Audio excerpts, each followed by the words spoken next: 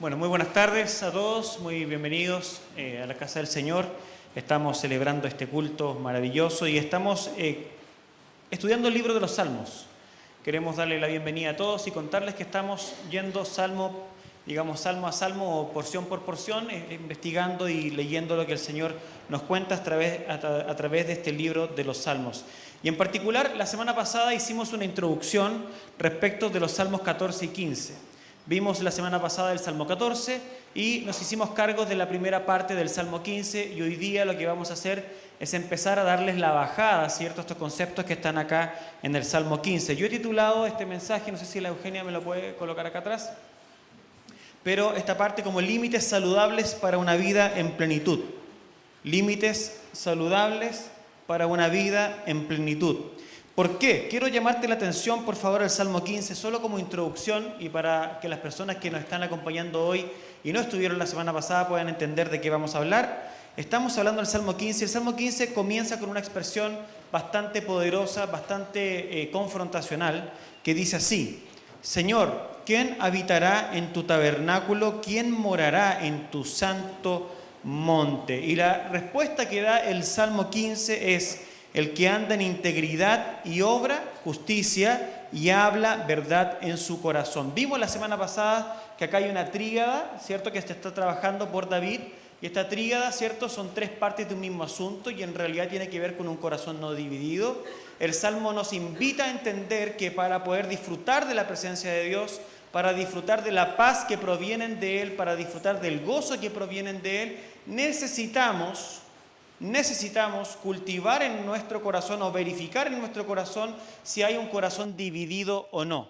El tema es más profundo, les invito a que puedan repasar el sermón de la semana pasada, están en YouTube, pero en particular creo que es importante sí decir de entrada que una de las cosas que aprendimos la semana pasada, como les digo, la explicación la pueden ver más largamente en el mensaje después, es que el Salmo 15 nos coloca de todas formas una verdad muy compleja, y es la verdad de que efectivamente no hay ninguno de nosotros que pueda por mérito propio estar ante Dios y disfrutar de su presencia. No existe ninguna persona. El Salmo 14 lo deja sumamente claro cuando se pregunta y dice de que el Señor ha mirado desde los cielos para ver si hay alguien íntegro sobre la tierra, y el Salmo 14 dice que mirando el Señor desde los cielos no ha encontrado a ninguna persona justa, no ha encontrado a ninguna persona íntegra. Por lo tanto, lo que nosotros estamos entendiendo del Salmo es que en realidad acá hay primero que nada una mala noticia.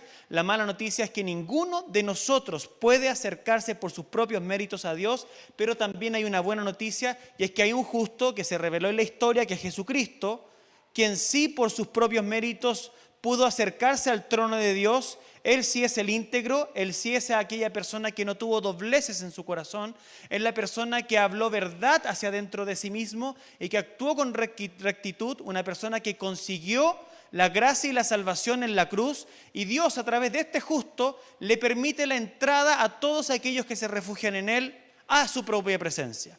Por tanto, nuestro punto de comienzo al hablar sobre estas cosas es entender de que realmente ninguno de nosotros puede tener acceso a Dios. Sin embargo, en Jesucristo, refugiándote en Él, tú sí puedes ser colocado adentro por un tercero. Ese tercero es Jesús. Jesús nos coloca en la presencia de Dios. Y la pregunta que se levanta entonces: ¿cómo nosotros permanecemos disfrutando de la presencia en la cual somos colocados gratuitamente por Jesús? Y ahí entonces el Salmo 15 empieza a hacer el desglose de estas cosas. Y desde ese contexto, sé que lo dije todo muy rápido, eso me demoró como una hora la semana pasada en decirlo, ¿ya? Por eso léanlo o escúchenlo con calma, ¿vale? Pero si me siguen un poco el raciocinio, desde allí que yo quiero hablarles sobre límites saludables para una vida de plenitud, porque el Salmo 15 va a ser una bajada, como les digo, respecto de qué es la integridad, cómo se vive con un corazón que no está dividido. Y la primera bajada es la que nosotros hoy vamos a trabajar. Los que vinieron la semana pasada saben que primero escribí un puro sermón. Dije ya, ese sermón lo voy a predicar la semana pasada. Después dije no, voy a hacer la mitad del sermón la semana pasada y la otra mitad hoy día. Ahora se agrandó esta cosa. Así que hoy día vamos a ver solo una parte y luego los siguientes domingos vamos a ir uno por uno. Porque entendí que creo que entrar en detalle al asunto que se nos habla acá es súper importante para cada uno de nosotros. Porque la primera bajada que nos da el Salmo es la siguiente: es que debemos cuidar de la integridad en lo que hablamos, en lo que hacemos y en lo que validamos. Y creo que este asunto merece un tiempo especial, un tiempo particular para que podamos meditar en esto. No un punto de sermón, sino un sermón mismo, ¿vale? Integridad en lo que hablamos, integridad en lo que hacemos y integridad en lo que validamos. Y permíteme, como introducción, ya traerte este asunto. Vivimos en una época en donde una persona puede perder su trabajo, puede perder su reputación o su lugar en una comunidad sin que nadie le haya dado una mano. Son famosos los videos en las redes sociales donde vemos asaltos, abusos y donde simplemente las personas somos espectadores. El típico primer comentario, ¿y qué hacía el que estaba grabando? ¿Ah? Ustedes conocen esos comentarios. ¿Ah? ¿Y el que estaba grabando qué hacía? Entonces basta con que alguien diga algo, basta con que otros lo repitan, basta con que muchos no se nieguen y listo. Y lamentablemente no son raros los casos de personas acusadas públicamente por un comentario, una sospecha o una interpretación. Algunas acusaciones luego que se demuestran falsas, otras se demuestran exageradas, otras jamás se comprueban, pero ustedes saben que el daño ya está hecho. Y cuando se pregunta cómo ocurrió esto, cómo se le hizo este daño a esta persona, a este hombre, a esta mujer, la respuesta casi nunca es alguien tuvo la intención de destruirlo. Normalmente, ¿qué es lo que se dice? ¿Cuál es la respuesta que se suele dar? Simplemente alguien dijo algo. Otros lo compartieron. Muchos guardaron silencio. Es decir, una sumatoria de cosas, pero nunca nosotros decimos hubo una intención mala por detrás. Casi que ocurrió por accidente. Y lo inquietante no es solo que la maldad exista, lo inquietante es lo fácil que es participar de ella sin sentirnos responsables. No sé si comparten ese pensamiento conmigo. Lo inquietante, ¿cierto?, es lo fácil que es participar de la maldad sin sentirnos responsables por eso. Y a veces no destruimos con lo que hacemos, sino con lo que hablamos. Otras veces no destruimos con lo que hablamos, sino con lo que permitimos. Y muchas veces el daño más profundo ocurre cuando alguien toma un reproche que nunca le pertenecía. Se hace parte de algo que a él no le consta ni comparte en lo profundo. Entonces, miren su Biblia, miren el Salmo 15, por favor. Vamos a hacernos cargo del verso 3. Y quiero mostrarles que lo sorprendente es que esta dinámica que les acabo de introducir no es nueva. No nace con internet, no nace con los teléfonos celulares, no nace con la modernidad. La Escritura reconoce esta dinámica nociva hace miles de años y la coloca como la primera prueba de una vida que habita con Dios. Es decir, una persona que aprende a vivir con Dios entiende que aquí hay límites que no es bueno ultrapasar porque expones tu corazón, expones el gozo de tu vida con Dios cuando tú ultrapasas estos límites. ¿Cuáles límites? Verso 3, 15, 3. Es el versículo de hoy. Salmo 15, verso 3. ¿Qué tal si lo leemos juntos? 1, 2 y 3. El que no calumnia con su lengua, no hace mal a su prójimo, ni toma reproche contra su amigo. El que no calumnia con su lengua, no hace mal a su prójimo, ni toma reproche contra su amigo. Hacemos bien si nosotros nos colocamos fronteras para poder disfrutar de la vida con Dios. No tener estas fronteras claras nos expone. Y el Salmo 15, verso 3, no enumera un pecado en este versículo, enumera en realidad como una escalera, como una bajada, ¿cierto? No son pecados al azar, es como una escalera de ascenso al mal. Fíjense ustedes el énfasis. Por una parte, el que no calumnia con su lengua. Primero, la lengua. Miren qué interesante cómo esto se incrementa. No hace mal, no hace acciones.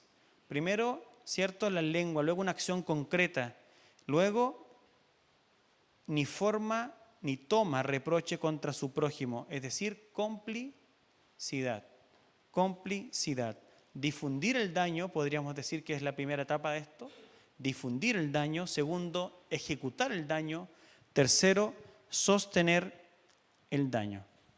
Entonces es interesante porque ya el versículo nos coloca que la integridad no se mide solo por lo que no hago. ¿Se dan cuenta?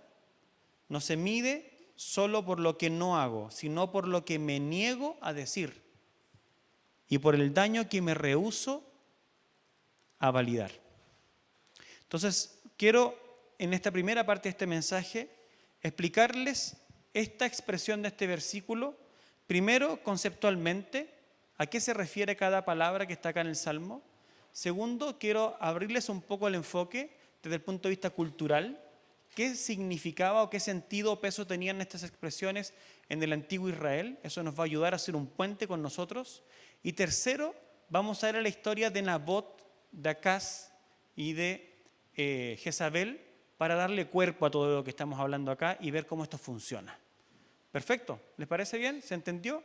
¿Cierto? Metodológicamente lo que vamos a hacer. Vamos a definiciones para que podamos entender de qué estamos hablando. El que no calumnia con su lengua, ni hace mal a su prójimo, ni toma reproche contra su vecino. Entonces estos tres verbos, ¿ciertos?, que parecen acciones distintas, están cuidadosamente ordenadas, no son sinónimos, ¿cierto? Pero sí muestran, como les digo, una escalada dentro del mismo mal. Vamos a esta idea de calumniar con la lengua. Entendamos primero gramaticalmente qué es lo que se está hablando acá. Y el verbo clave que se está ocupando aquí tiene un sentido básico. Es muy loco esto, es de ir de un lado para otro. Llegamos a la traducción de calumnia, pero la base es algo que va de un lado para otro. El uso figurado que se le da cuando se traduce esta palabra es como difamar, esparcir acusaciones, y la imagen que generan estos conceptos es el que camina llevando palabras dañinas. Calumniar, ¿cierto? Diríamos nosotros rápidamente en español, el que dice algo falso, ¿cierto? Pero en el sentido hebreo es más profundo. El que va andando de un lado para otro y va llevando en su andar palabras que destruyen, palabras dañinas. Entonces, sí, fíjense ustedes que la imagen no es de una mentira ocasional. No estoy diciendo que esté bueno eso. Estoy diciendo que lo que apunta el Salmo es algo un poco más profundo que aquello, ¿cierto? No es una mentira ocasional, no es un error involuntario, sino una acción repetida, algo móvil, algo que se construye, algo que se expande. Entonces, la calumnia es la palabra en movimiento. No solo contenido falso, sino un contenido falso que se divulga de un lado para otro. ¿Cuál es el sentido cultural? Para que podamos empezar a ponerle ropa a este concepto. En la antigua sociedad del Oriente, del antiguo cercano Oriente, así se le llama, ¿cierto?, geográficamente ese espacio en donde hoy día está Israel, Siria y los demás países, el antiguo cercano Oriente, la reputación era un capital social. ¿Ok? Hoy día también, pero ayer aún más. ¿Por qué? Porque no existía el derecho a réplica institucional. Si bien Israel se diferenciaba un poco de sus pueblos vecinos porque tenía ciertas cortes de apelaciones, en la estructura del Antiguo Testamento existen, ¿ok? Allí seguramente nacen, no estudiaba profundamente si habría otra sociedad que tuviera estas cortes de apelaciones tan antiguamente, pero en Israel por lo menos en la Torá estaban establecidas, pero al parecer en los tiempos de Acaz no están funcionando, derechamente no están funcionando. El relato muestra que no están funcionando. Una persona acusada prácticamente no tenía derecho a defenderse. Si habían un par de testigos que acusaran, se acabó. Por lo tanto, que alguien te acusara era algo muy fuerte, perdías mucho. Se generaba una invalidación de la persona de forma abrupta. Entonces, cuando una acusación se difundía, más allá de lo verdadero que podía ser, automáticamente quedabas excluido, automáticamente quedabas condenado socialmente y de alguna forma te mataban socialmente. ¿Por qué? Porque ya no eres una persona de confianza. Ya no eres una persona en la cual se puede creer, con quien yo quiera hacer un negocio, con quien quiera tener una amistad. Entonces la calumnia es usar la lengua como instrumento de poder destructivo. O sea, ir diseminando cosas para destruir, para menoscabar a otro. Y es interesante porque cuando ya vayamos al texto de Primera de Reyes vamos a darnos cuenta de que no importa cuán religioso tú seas, no importa qué lugar social tú puedas tener, eso no limpia el hecho de que una calumnia sea calumnia y destruya. Miren qué interesante, vamos a ir por cada palabra y vamos a ir abordando el texto de Primera de Reyes para poder ir avanzando en este asunto. Cuando vamos a la historia de Nabot, no sé si les quedó clara la historia, resumámosla rápidamente, ¿les parece? Para que todos tengan la historia fresca en su mente. ¿Cierto? Acaz es rey del reino del norte, es rey del reino de Samaria, ¿ok? Está casado con una mujer malévola, como dice el texto, una persona que no tiene pelos en la lengua, una persona que maquina el mal sin ningún problema, Jezabel. Para las personas que se están recién integrando a la idea de estudiar la Biblia, Jezabel dentro de los evangélicos muy conocida, ¿ok? ¿Ya? Cuando uno quiere hacerle un improperio a una mujer, le dice Jezabel. ¿Ah? Entonces Jezabel es mala, Jezabel es muy mala, ¿ok? Y su final es muy malo también. Entonces Jezabel y Acaz son un matrimonio absolutamente corrompido. Pero si ustedes se fijan en la figura que se nos levanta en el texto, Acab es un rey que es bastante pusilánime. ¿Sí? Es un rey bastante llorón, ¿sí? Bastante sensible, no tiene el cinturón bien puesto, diríamos hoy día. Una persona que se le dice que no a algo y ya se echa a llorar en su cama. Una persona detestable, ¿ah? Una persona de un ánimo bastante lacio, ¿cierto? Bastante quedado del hombre. Sin embargo, Jezabel, ella toma las riendas y dirige, y no dirige bien, dirige con maldad. Entonces a Acab se le ocurre, tiene su palacio, y se le ocurre que su palacio es muy pequeño, vamos a decirlo así. Se le ocurre que el terreno que tiene en su hacienda no le gusta, él piensa que debiese ser un poco más grande. Así que la idea que él tiene es la siguiente, que voy a ir a negociar con mi vecino, con Nabot, y le voy a comprar la parcela. ¿Para qué? Para que mi patio sea un poco más grande. Pasaba que en la época, digamos, en donde esto se escribe, la cultura era la siguiente. Las personas no podían vender los terrenos. ¿Ok? Ninguna tribu le podía vender un terreno a otra tribu. ¿Por qué? Porque en aquella época, diferente de hoy, por si acaso esa ley no aplica para hoy día, porque lo que Dios quería enseñarle, y está en el Antiguo Testamento, en la Torá ustedes pueden leerlo, y es que Dios quería que el pueblo recordara que la tierra le pertenecía al Señor. Y que la tierra es algo que el Señor le prestaba al pueblo. Una intención de Dios de demostrar al pueblo más o menos de que ellos estaban como de paso, ¿cierto? Y que había una herencia futura que estaba como codificada escatológicamente para que ellos entendieran de que si bien eran el pueblo de Dios en aquella época, en aquella zona, ¿cierto? Esa tierra era una figura de algo que iba a ocurrir más adelante. Bueno, esa es la intención de la ley, pero el hecho puntual es que la ley no permitía que los terrenos se vendieran. Las herencias eran herencias y tu familia, la dueña de ese terreno, se repartió por suerte allá con Josué y no se podían andar vendiendo. Entonces, la idea de Acab es una idea que atenta en contra de la Biblia, en contra de la Torá, en contra de la ley. Entonces, la propuesta que le hace Acab a Nadab de comprar el terreno no aplicaba. Por eso que Nadab le dice, yo no te puedo vender mi terreno. Pero, ¿qué pasa con el rey? Se ofusca. Jezabel lo encuentra y el tipo está triste. ¿Cierto? Está ensimismado, ¿cierto? ¿Por qué? Porque el muchacho de al lado, el vecino, no le quiso vender el terreno. Y de alguna forma Jezabel dice, bueno, pues si tú eres el rey, ¿cuál es el problema? Inventemos una acusación en contra de este hombre de que ha blasfemado, porque el pecado de blasfemia se paga con muerte, y se acabó el asunto. ¿Y qué es lo que hace Acab? Guarda silencio, prácticamente consciente con la situación. Entonces dice que Jezabel toma unas cartas, les pone el timbre del rey, y se consigue a testigos falsos, ¿cierto? A gente como malhechora, cuenta el texto, gente sin escrúpulos. Y monta todo un escenario en donde ahora este muchacho, Nabot, va a ser juzgado por esta gente que son testigos falsos. Se monta todo el asunto, los nobles y los principales de la ciudad están todos sabiendo lo que está pasando y todos se guardan silencio.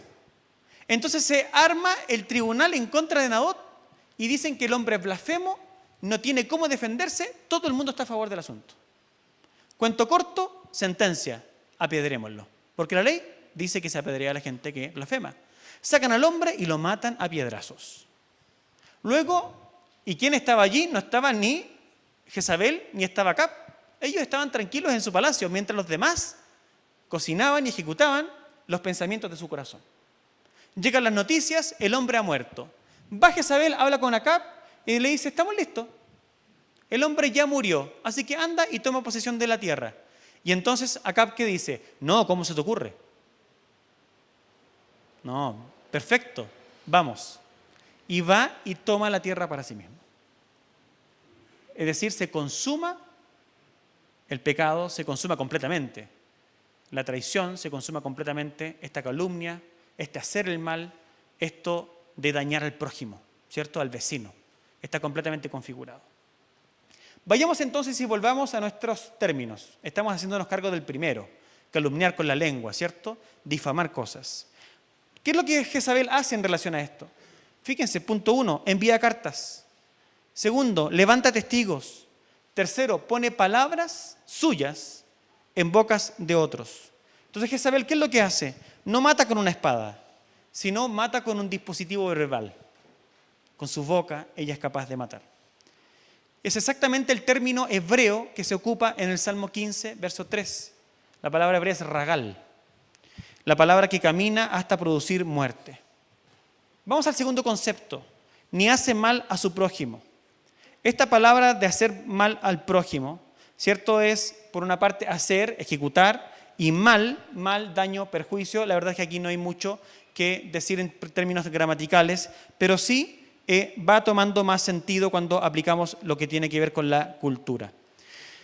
Entonces, ¿cómo es la pronunciación?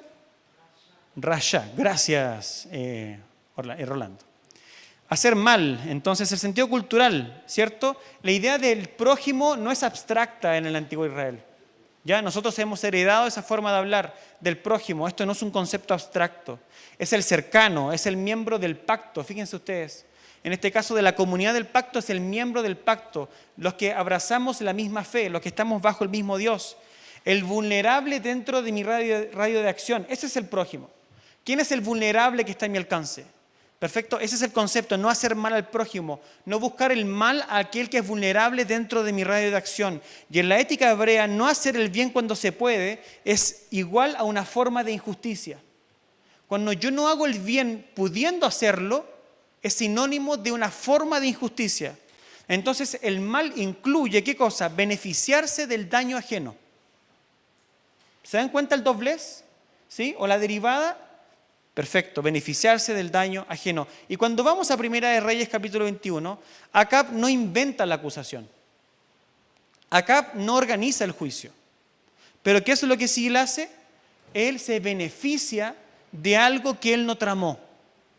Por lo tanto, su corazón está dividido, su integridad se ha perdido, él ha quedado al descubierto.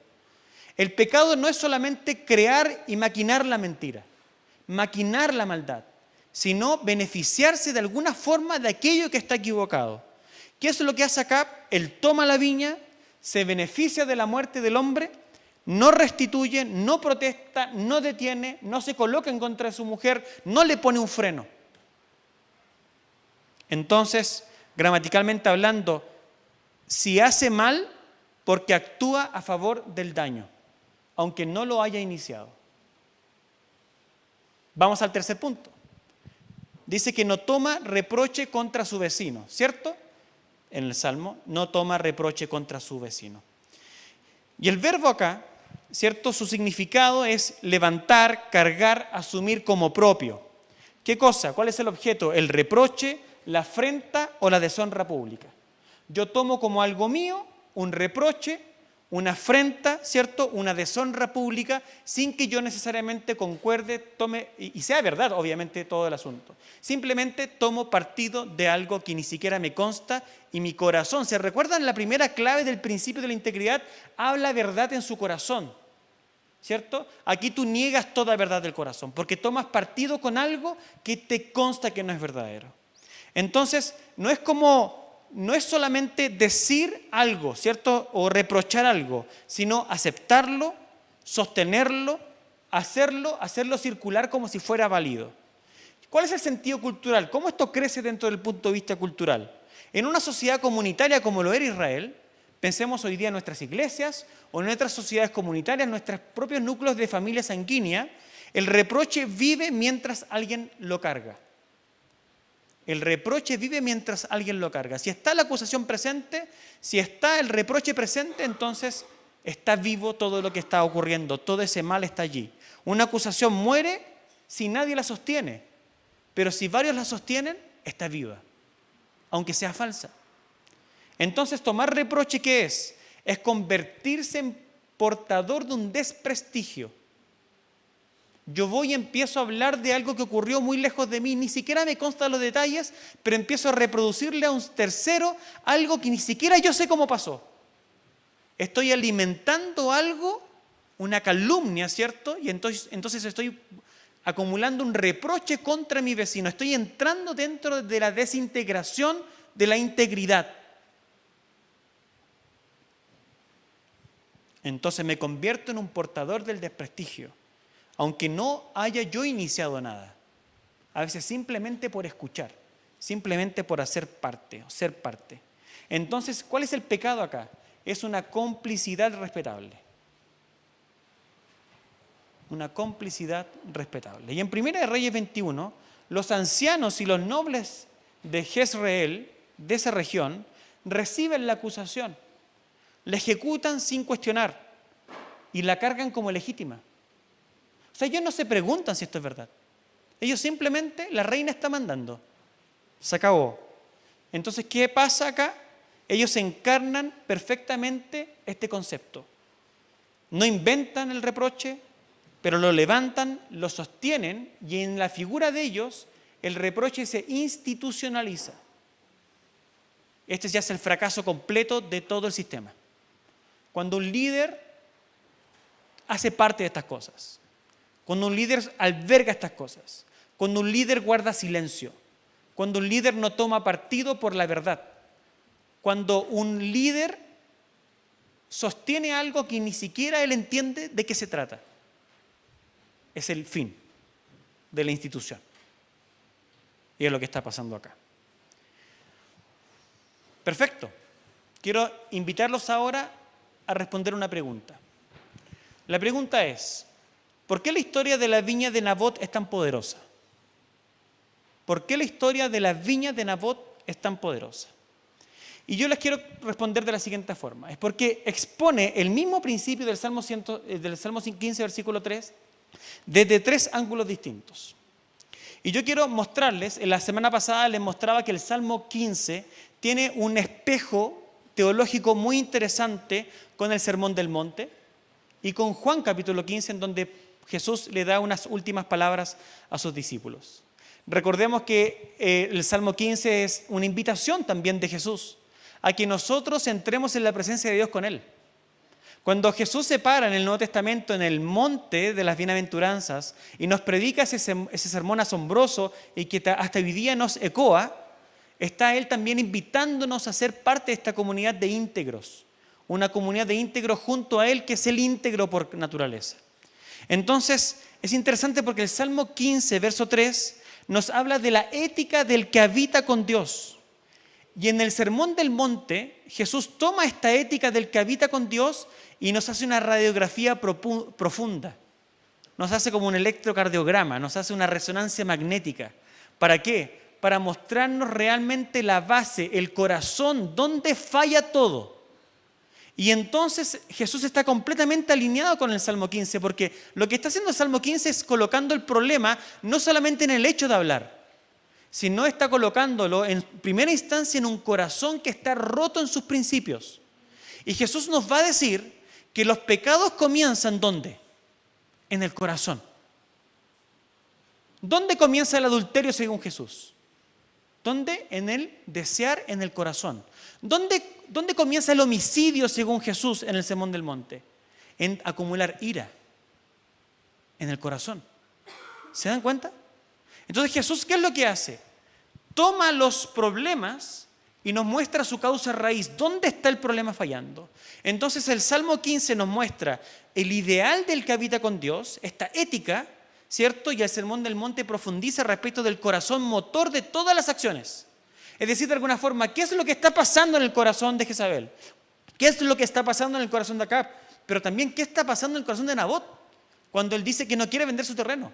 Está mostrando dónde hay verdadera integridad, dónde hay un corazón no dividido y dónde sí lo hay.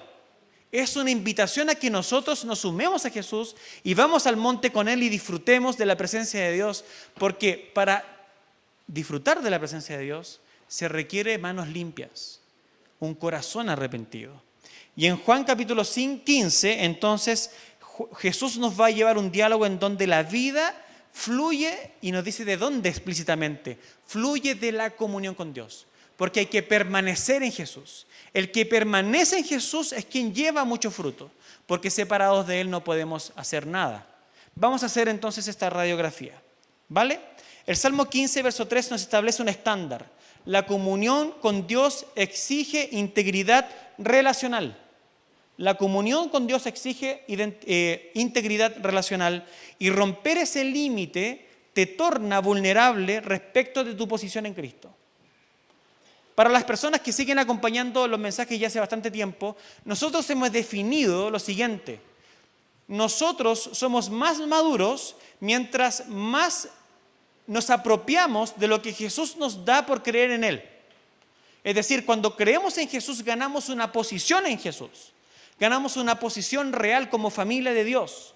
Cuando yo entro en el juego de la calumnia, de hacer el mal contra el prójimo, cuando acepto el reproche en contra de un vecino, yo estoy atentando en contra de lo que yo he sido hecho en Jesucristo. Por eso que el Salmo 15.3 establece este estándar de que la comunión con Dios exige integridad relacional. Si yo no tengo integridad para relacionarme con mis palabras, con mi prójimo, yo atento en contra de mi posición y el gozo y la paz se extinguen y se van de forma inmediata. Y les explicaba lo siguiente también la semana pasada: cuando la paz y el gozo salen de nuestro corazón, se pierde el poder. Y tú, sin poder, no puedes luchar contra el pecado. Por lo tanto, si cometes un pecado y no te arrepientes, vas por el segundo, por el tercero, hasta que tienes un nido de víboras dentro de tu corazón. Por eso es tan importante el concepto. Por eso es tan importante el principio. El que no calumnia con su lengua, ni hace mal a su prójimo, ni toma reproche contra su vecino. El Salmo establece algo clave: el problema no es solo el mal que se comete, sino el mal que se habla, el mal que se permite, el mal que se sostiene. Jezabel calumnia, ustedes saben, ¿cierto? Ella quiebra cualquier posibilidad de integridad, incita a su esposo a asociarse contra un hombre justo, planea la maldad, evidencia ausencia de toda posibilidad de verdad en el corazón, maquina el propio consejo de sociedad, no tiene problemas. Acab hace el mal cuando se beneficia, pero antes de eso su corazón se entristece porque está alineado con la codicia. Hay un fracaso de integridad donde en el núcleo. Entonces aparecen las malas obras de su corazón y sin ninguna vergüenza se apropia de lo que no le pertenece. Los ancianos toman reproche, ocultan la verdad en el corazón, la niegan y entonces toman partido con algo injusto contra su vecino. Toda la escalada del Salmo 15, verso 3 está descrita paso por paso en Reyes capítulo 21. Entonces toda la ciudad falla al principio del Salmo 15, verso 3. No solo los villanos que son evidentes, falla todo el pueblo, porque todos toman piedras y se alinean con la corrupción de sus líderes. ¿Se dan cuenta cómo es fatal el principio? ¿Y cómo nos puede sacar de la presencia de Dios de forma, casi que por osmosis, por guardar silencio y no aplicar nuestra razón a un criterio profundo de en qué estamos siendo parte? Hay personas tan ociosas que se dedican simplemente a hablar de la vida de los demás. Y hay otras más ociosas aún que no tienen más que hacer con su tiempo que escuchar las cosas que otro tiene que decir en contra de otro. Eso es fulminante para la vida con Dios. En el Sermón del Monte, Jesús, y el único digno de subir al monte, nos enseña desde el monte y nos coloca dentro de esta maravillosa comunión y expande nuestros principios. Expande estos principios, y nos enseña desde el monte que el mal comienza antes de volverse visible, como ya les he dicho. ¿Cierto? El homicidio comienza en la ira y el desprecio, el adulterio en el deseo desordenado, el juramento falso en el lenguaje sin verdad. Jesús hace exactamente lo mismo que en el Salmo. Y ustedes, si se fijan, el asesinato de Nabot en 1 Reyes 21 está decidido y está ejecutado y está consumado desde el punto de vista del Sermón del Monte, antes incluso de que se haya ejecutado. ¿Por qué? Porque nació en el corazón de una persona que rompió con toda integridad. Cuando vamos a Juan capítulo 15, nosotros registramos, y donde se registra este discurso de Jesús con sus discípulos, y Él nos dice lo siguiente, que sin comunión, la ética de la integridad se vuelve imposible. Sin comunión con Dios, la ética de la integridad se vuelve imposible. Y aquí entonces entramos al nivel más profundo. ¿Por qué? Porque en Juan 15, en esa conversación íntima que Jesús tiene con sus discípulos, entonces Jesús no les entrega una nueva lista moral, fíjense ustedes eso, no una nueva lista moral para poder vivir bien, sino que nos coloca el principio fundamental que nos mantiene con un corazón íntegro. Y el principio fundamental es entender que separados de Jesús, nada podemos hacer. Separados de Jesús. Es decir, ¿cómo puedo hacer para que de mi corazón brote verdadera identidad y verdadera integridad? Debo permanecer junto a Jesús en comunión íntima con Él. Esto es decisivo para poder leer Primera de Reyes capítulo 21 sin moralismo. Porque la pregunta ya no es la siguiente: ¿por qué Acab y Jezabel hicieron esto? Sino, ¿qué tipo de vida produce inevitablemente este fruto? ¿Qué tipo de vida tienen Acab y Jezabel que inevitablemente terminan donde terminan? ¿Y qué tipo de vida tenía Nadab que termina donde termina? Y aquí yo les quiero abrir la puerta para un concepto profundo con el cual vamos a cerrar este mensaje. Pero punto 1, Juan 15, antes de ir a ese punto, Juan 15 nos dice lo siguiente: una vida que termina donde termina la de Jezabel y la que termina la de Acab es una vida que no permanece. Una vida que está desconectada con la ley de Dios. Una vida que está desconectada con Jesús. Una vida que no tiene noción de la santidad de Dios y de su presencia. Una vida que está desconectada de la vid. Una vida en donde el poder se usa para sí mismo, donde el otro, los vecinos, los amigos se vuelven un medio, donde la verdad deja de importar y no hay problemas en aceptar la falsedad en el corazón. La usurpación de la viña de Nabot es el fruto de una vida no injertada en Dios. Y por contraste, el justo del Salmo 15, fíjense ustedes que él no daña. No porque sea naturalmente mejor, sino porque permanece en la vida con Dios. Esa es la diferencia, permanecer en la vida con Dios. Todos nosotros estamos de alguna forma expuestos a resbalarnos y a caer. Pero si permanecemos firmes, Satanás huirá de nosotros. Podríamos decirlo de esta forma: los tres conceptos apuntan al centro de lo que somos. Y los tres pasajes que les estoy mencionando, el Salmo 15, el Sermón del Monte y Juan capítulo 15, apuntan al centro de lo que somos. La vida del que habita con Dios se cuida de mantenerse dentro de fronteras saludables. La vida del que habita con Dios se cuida de mantenerse en fronteras saludables. Si tú valoras la vida con Dios, tú debes decirle que no a la calumnia. Si tú realmente valoras disfrutar de que Dios tú sientas y percibas, que Él escuche tus oraciones y Él te responda, tú debes mantenerte dentro de fronteras saludables. Eso es respetar la presencia de Dios en tu vida. Fíjense, no es moralismo, no estoy hablando acá de cómo lo hacemos bien para que Dios nos retribuya bien, sino cómo hablamos el lenguaje de la armonía de la presencia de Dios. Esto es distinto. Es como yo hablo los mismos códigos con este Señor que me rescató. Cómo yo hago un entorno de paz dentro de esta vida que fue injertada en mi corazón. Cómo yo respeto lo que Dios me ha dado. Yo respeto colocando estas fronteras que son claras. Primera de Reyes 21 es poderoso porque no es un caso extremo de violencia. Si no saben lo que es, para todos nosotros es un espejo. Toda persona que pierde la noción de la presencia de Dios, de su santidad, de su gracia, está imposibilitada de obrar con justicia, de hablar la verdad en su corazón. En efecto, está totalmente esta persona expuesta a la calumnia, a hacerle mal a su prójimo y a acarrearle desgracia a su vecino. Y entonces quiero, con estos conceptos, llevarte a un cierre que Dios mediante, pienso que va a alentar tu corazón. Mirar la historia de Nabot nos debe generar un entendimiento incómodo. ¿Y saben cuál es este? Que el íntegro siempre estorba. El íntegro siempre estorba. Nabot no murió por ser violento. Nabot no murió por ser ambicioso. Nabot no murió por ser rebelde. Murió porque no estaba dispuesto a torcer lo que había recibido de Dios. No estaba dispuesto a torcer la herencia que tenía él en Dios. Su vida íntegra interrumpió el deseo de otros. Y por eso quiero caminar a un cierre de este mensaje con este concepto. La integridad estorba. Si realmente hemos vislumbrado lo bueno y lo bello que es habitar en la presencia de Dios, entonces esto nos va a ocurrir tarde o temprano.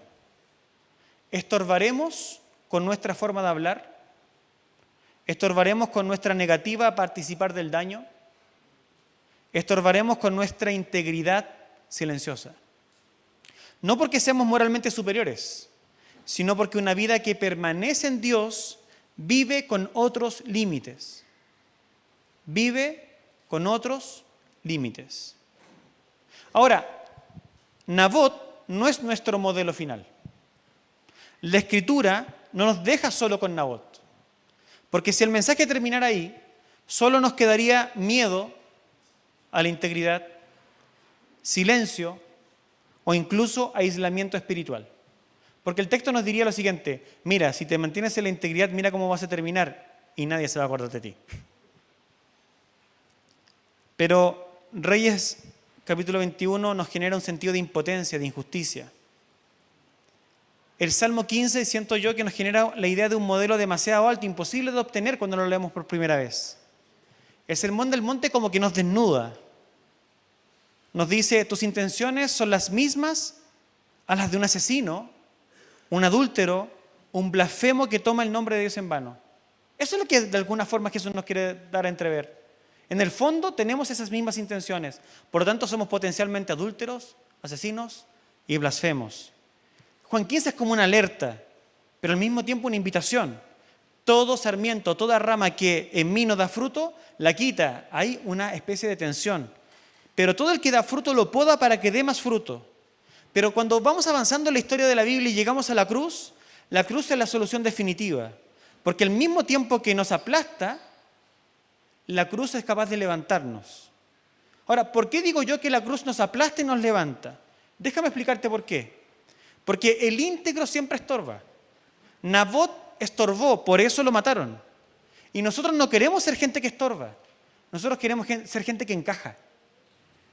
Queremos ser gente que pasa piola. Gente que, sí, dale, eres parte del grupo. No queremos ser la gente que estorba. Pero encajar nos coloca, fíjense ustedes, en la categoría de Acab y en la categoría de Jezabel. Encajar nos coloca en esa categoría, no mejores que ellos. Entonces estamos aplastados. Porque en definitiva, el mismo pueblo que apoyó la muerte de Nabot es el mismo pueblo que apoyó la crucifixión de Jesús. Y ahí estás tú y ahí estoy yo. Entonces nos aplasta. Pero eso no es todo, porque Jesús tomó el lugar del íntegro que estorba. Y nosotros, el Salmo 14 ya nos aclaró la semana pasada que por naturaleza somos esa multitud que agarra las piedras.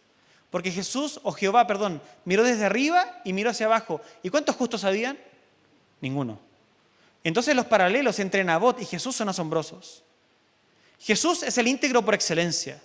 El único que puede subir al monte del Señor y ofrecerse por nosotros.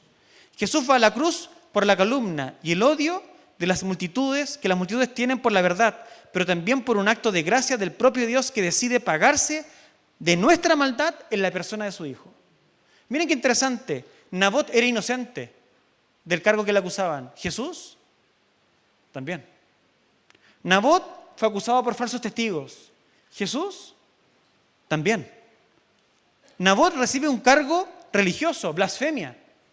Jesús también. Nabot, el sistema legal está manipulado para poder sentenciarlo a muerte. Y en el caso de Jesús, también. En Nabot, la comunidad es cómplice.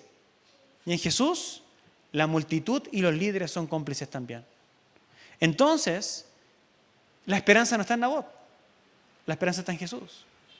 Porque Nabot va como una víctima simplemente a la cruz. Al apedreamiento. Jesús va conscientemente. Jesús dijo, nadie me quita mi vida, sino que yo la doy de mi propia cuenta. Y yo mismo la volveré a tomar. Jesús no es solamente una víctima de lo que está pasando. Jesús es Dios encarnado, consciente, haciendo esto ¿para qué? Para darle una opción de libertad y de integridad a la multitud que toma las piedras y mata. Que toma los clavos y crucifica. Es decir, es un llamado de atención para todos nosotros. ¿Por qué? Porque Jesús quiere tomarte a ti y a mí para que juntos subamos al monte de la integridad. Pero subir al monte de la integridad, ¿qué requiere de parte nuestra? Confesión y sinceridad. Porque todos nosotros en algún sentido hemos contribuido para que la integridad del mundo no exista.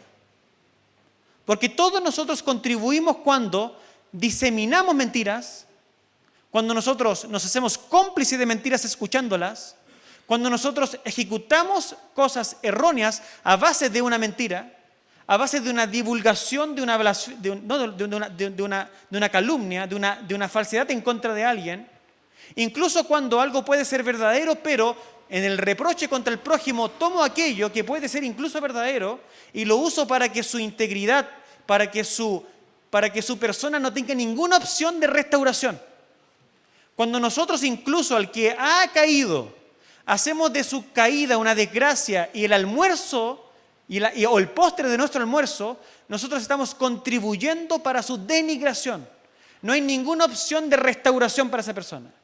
Pero en Jesucristo, ¿qué es lo que se nos enseña? Se nos enseña que nosotros deben haber palabras de perdón, palabras de restauración, actos que busquen el bien. Esas son las personas que han tenido la integridad imputada en su corazón y la cultivan bien y aprenden a vivir y a disfrutar de la presencia de Dios.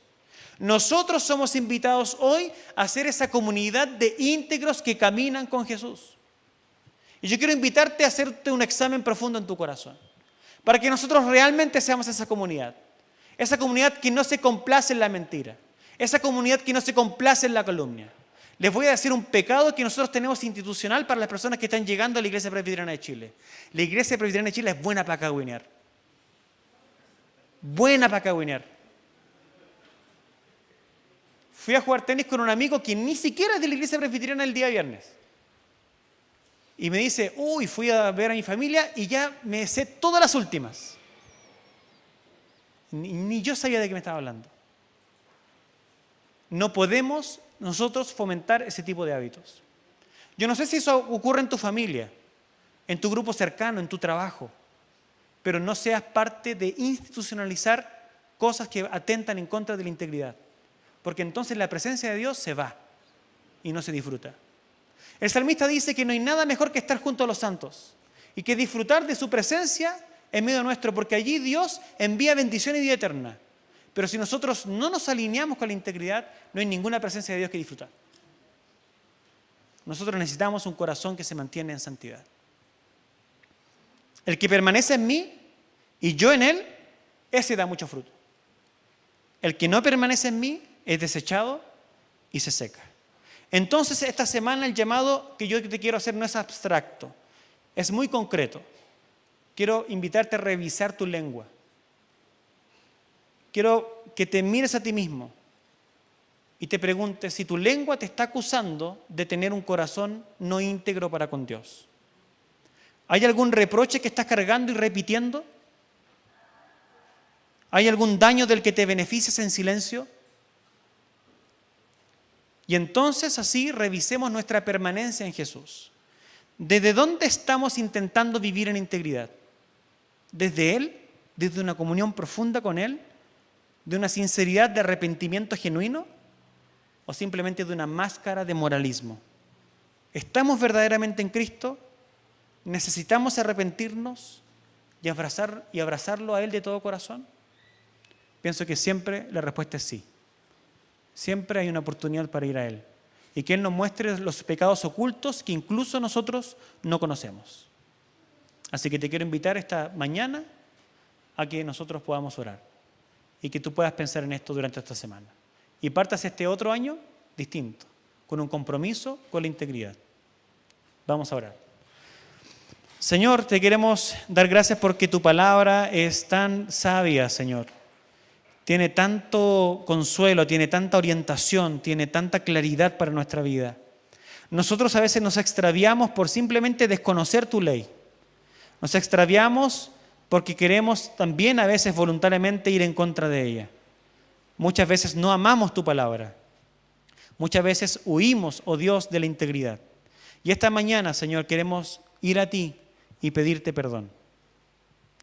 Pedirte perdón porque tu palabra nos enseña que en lo profundo somos también Acab, somos también Jezabel.